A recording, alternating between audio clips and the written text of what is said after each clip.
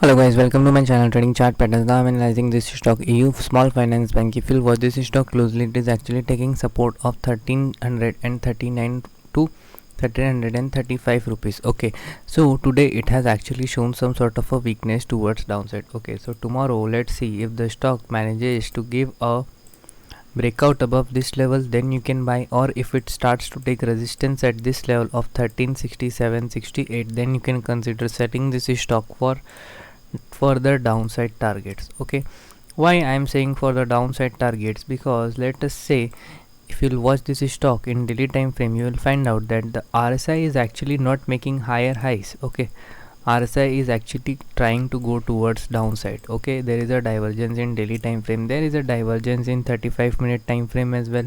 See, stock has made a new high but RSI has not made a new high, so there is some sort of a divergence in RSI as well. So what can happen in this stock, it will consider this as a double top and then it will immediately start falling.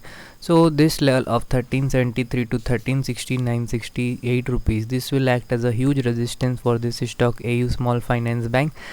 Okay, and if the stock breaks this level, then we can see further upside target of 1466. So we will try to sell this stock around this level as well, 1466.5. By looking at bearish candle, we can take a decision if we want to sell or not. So this is my short analysis for AU Bank. If you want to join my Telegram channel, the link is in the description. You will find out these sort of trading alerts as well for free of cost on your devices. Thank you for watching.